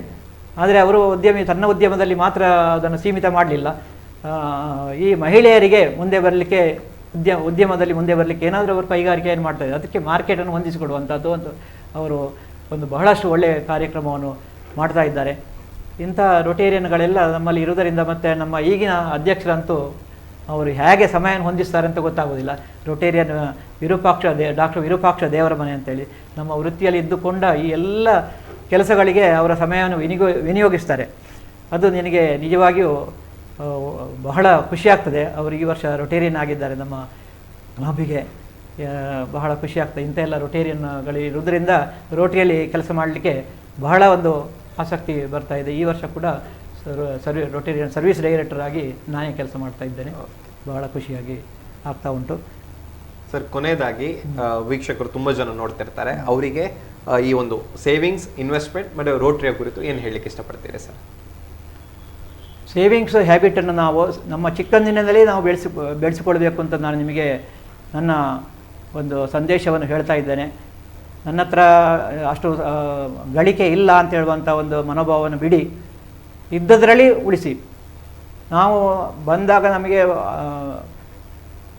ನಮ್ಮ ಸ್ಯಾಲ್ರಿ ಬಂದಾಗ ಮೊದಲೇ ಅದರಿಂದ ಸ್ವಲ್ಪ ತೆಗೆದಿಡುವ, ನಮ್ಮ ಸ್ಯಾಲ್ರಿ ಅಲ್ಲ ಅಂತ ಎಣಿಸೋದು ಇಷ್ಟೇ ಅಂತ. ಆಗ ಮಾಡಿದರೆ ಮಾತ್ರ ನಮಗೆ ಆ ಒಂದು ಮನೋಭಾವವನ್ನು ಬೆಳೆಸ್ಕೊಂಡ್ರೆ ಮಾತ್ರ ನಮಗೆ ಸೇವಿಂಗ್ಸ್ ಮಾಡಲಿಕ್ಕೆ ಸಾಧ್ಯ ಇದೆ. ಇದು ನಮಗೆ ನಮ್ಮ ನಿವೃತ್ತ ಜೀವನದಲ್ಲಿ ನಮ್ಮ ಸುಖಮಯವಾಗಿ ಮಾಡಲಿಕ್ಕೆ ಇದು ನಾವು ಈಗಿನ ಖರ್ಚನ್ನು ಪೋಸ್ಟ್ಪೋನ್ ಮಾಡೋದು. ಆಗ ನಮಗೆ ಖರ್ಚು ಮಾಡಲಿಕ್ಕೆ ಅದು ಅನುಕೂಲ ಆಗ್ತದೆ. ಬಹಳಷ್ಟು ನಮಗೆ ನಿವೃತ್ತಿ ಆದ ನಂತರ ಬಹಳಷ್ಟು ನಮಗೆ ಖರ್ಚು, ಒಂದು ಆರೋಗ್ಯದ ನಿಮಿತ್ತ ಖರ್ಚಾಗ್ತದೆ. ಅದಕ್ಕೆ ಇನ್ಶೂರೆನ್ಸ್ ಹೆಲ್ತ್ ಇನ್ಶೂರೆನ್ಸ್ಗೆ ಪ್ರೀಮಿಯಂ ಕಟ್ಟಬೇಕಾಗ್ತದೆ. ಮತ್ತು ನಮಗೆ ಆಗ ಬೇರೆ ಬೇರೆ ರೀತಿಯ ತೊಂದರೆಗಳು ಬಂದಾಗ ನಮಗೆ ಒಂದು ನಮ್ಮ ದೇಹದಲ್ಲಿ ಶಕ್ತಿ ಇಲ್ಲದಿರುವಾಗ ಹಣದ ಶಕ್ತಿ ಆದರೂ ನಮ್ಮ ಹತ್ರ ಇದ್ದರೆ ನಮ್ಮ ಜೀವನದಲ್ಲೂ ನಾವು ಸರಿಯಾಗಿ ನಡೆಸಲಿಕ್ಕೆ ಸಾಧ್ಯ. ಇನ್ನು ಸೇವೆ ಅಂತ ಹೇಳಿದರೆ ರೋಟರಿಯಲ್ಲಿ ನಾನೇ ಹೇಳೋದು, ರೋಟರಿಯಲ್ಲಿ ಬಹಳಷ್ಟು ಪ್ರಯೋಜನಗಳಿದ್ದಾವೆ ಅಂತ ಹೇಳ್ತಾ ಇದ್ದಾರೆ. ಅದರಲ್ಲಿ ಫ್ರೆಂಡ್ಶಿಪ್ ಆಗ್ತದೆ, ಫೆಲೋಶಿಪ್ ಆಗ್ತದೆ, ಬಿಸ್ನೆಸ್ ಡೆವಲಪ್ಮೆಂಟ್ ಆಗ್ತದೆ ಅಂತ ಹೇಳ್ತಾ ಇದ್ದಾರೆ. ಆದರೆ ನಾನು ಹೇಳೋದು, ಸೇವೆಯ ಮನೋಭಾವ ಇದ್ದರೆ ಮಾತ್ರ ನೀವು ರೋಟರಿಯನ್ನು ಎಂಜಾಯ್ ಮಾಡ್ಬೋದು. ಇದೆಲ್ಲ ಸೆಕೆಂಡರಿ. ನಮಗೆ ಸೇವೆಯ ಮೂಲಕ ನಾವು ಫ್ರೆಂಡ್ಶಿಪ್ಪನ್ನು ಮಾಡ್ಬೋದಲ್ಲದೆ, ಇದು ಸರ್ವಿಸ್ ಎಬೋವ್ ಸೆಲ್ಫ್ ಅಂತ ಹೇಳುವಂಥ ಒಂದು ಧೋರಣೆಯನ್ನು ಇಟ್ಟುಕೊಂಡು ನಡೆಯುವಂಥ ರೋಟರಿ ಸಂಸ್ಥೆ. ಆದ್ದರಿಂದ ಸೇವಾ ಮನೋಭಾವದಿಂದ ನಾವು ರೋಟರಿಯನ್ನು ಸೇರುವ, ಹಾಗಾದರೆ ನಾವು ರೋಟರಿಯನ್ನು ಎಂಜಾಯ್ ಮಾಡಲಿಕ್ಕೆ ಸಾಧ್ಯ. ಎಲ್ಲ ಸೇವಾ ಕಾರ್ಯಗಳಲ್ಲಿ ನಮ್ಮನ್ನು ತೊಡಗಿಸಿಕೊಳ್ಳುವ ಅಂತ ಹೇಳುವ ಒಂದು ಸಂದೇಶವನ್ನು ನೀಡ್ತಾ ಇದ್ದೇನೆ. ಮಾತ್ರವಲ್ಲ, ಕೆಲವರು ಹೇಳ್ತಾರೆ ನಮಗೀಗ ಸಮಯ ಇಲ್ಲ, ನಾವು ನಮ್ಮ ಸಂಸಾರದ ಇದನ್ನು ನೋಡ್ಕೊಳ್ಳೋದ್ರಲ್ಲೇ ನಮಗೆ ಸಮಯ ಸಾಕಾಗ್ತಾ ಇಲ್ಲ, ರೋಟ್ರಿಗೆಲ್ಲ ನಮಗೆ ನಾವು ರಿಟೈರ್ ಆದ ನಂತರ ನಿಮಗೆಲ್ಲ ಅದು ಆಗ್ಬೋದು ರಿಟೈರ್ ಆದವರಿಗೆ ಅಂತ ಹೇಳ್ತಾ ಇದ್ದಾರೆ. ಇದರ ಬಗ್ಗೆ ನಾನು ಒಂದು ಸಣ್ಣ ಒಂದು ಉದಾಹರಣೆಯನ್ನು ಹೇಳ್ತಾ ಇದ್ದೆ.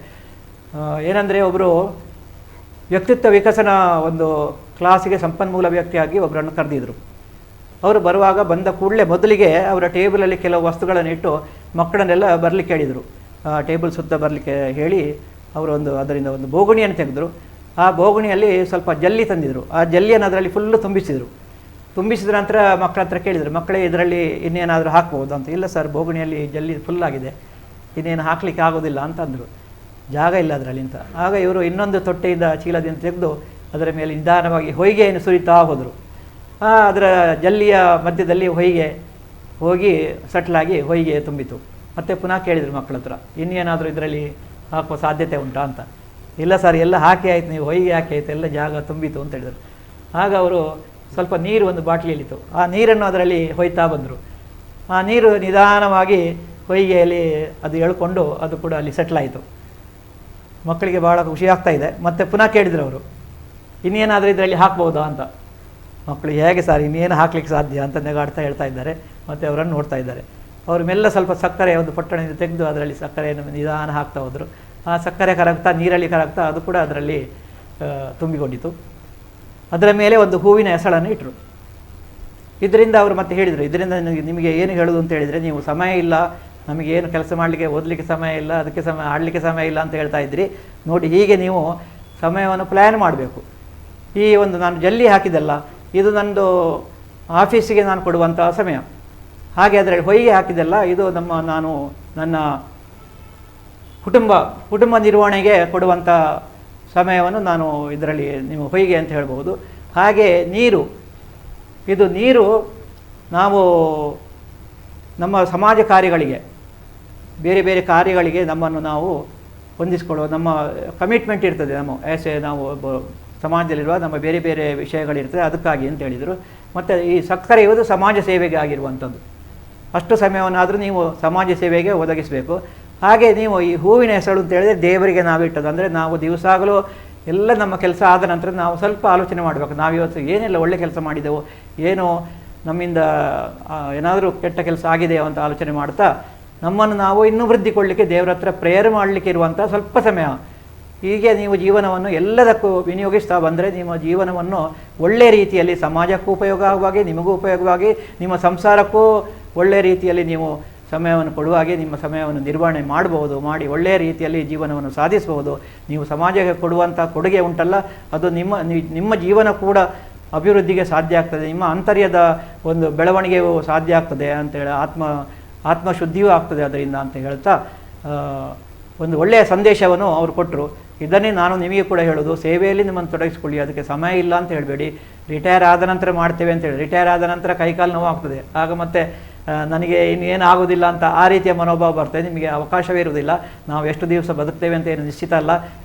ನಾವು ಹುಟ್ಟಿದ್ದು ಮತ್ತು ಸಾವು ನಿಶ್ಚಿತ, ಆದರೆ ಯಾವಾಗ ಬರ್ತದೆ ಅಂತ ಹೇಳಲಿಕ್ಕೆ ಆಗೋದಿಲ್ಲ, ನಾವು ಯಾವಾಗ ಸಾಯ್ತೇವೆ ಅಂತ. ಆದ್ದರಿಂದ ನಾವು ಇದ್ದಷ್ಟು ದಿವಸ, ನಾಳೆ ಇವತ್ತಿದ್ದು ಒಳ್ಳೆಯ ದಿವಸ, ನಮಗೆ ಅವಕಾಶ ಅಂತ ಹೇಳುವಂಥದ್ದನ್ನು ತಿಳ್ಕೊಂಡು ನಾವು ಸೇವಾ ಕಾರ್ಯದಲ್ಲಿ ನಮ್ಮನ್ನು ತೊಡಗಿಸಿಕೊಂಡು ನಮ್ಮ ಜೀವನವನ್ನು ಒಳ್ಳೆಯ ರೀತಿಯಲ್ಲಿ ನಡೆಸುವ, ದೇವರಿಗೆ ಒಂದು ನಮ್ಮ ಜೀವನದಲ್ಲಿ ನಮ್ಮನ್ನು ನೋಡಿ ಅವರಿಗೆ ದೇವರಿಗೂ ಕೂಡ ಖುಷಿಯಾಗಲಿ, ನಮ್ಮ ಸಮಾಜಕ್ಕೂ ನಮ್ಮಿಂದ ಕೊಟ್ಟದ್ದು ಉಂಟಲ್ಲ, ನೀವು ನಿಮ್ಮ ಹತ್ರ ಇಟ್ಕೊಂಡದ್ದು ಏನು ಮತ್ತು ನೀವು ಸತ್ತ ನಂತರ ಏನು ಉಳಿಯೋದಿಲ್ಲ, ಆದರೆ ಕೊಟ್ಟದ್ದು ಯಾವಾಗಲೂ ಅದು ನೆನಪಿನಲ್ಲಿ ಇರ್ತದೆ ಸಮಾಜದಲ್ಲಿ ಅಂತ ಹೇಳ್ತಾ ನನ್ನ ಮಾತುಗಳಿಗೆ ಧನ್ಯವಾದ ಸರ್. ಕಾರ್ಯಕ್ರಮವನ್ನು ಮುಗಿಸುವಂತಹ ಸಮಯ ಆಗಿದೆ.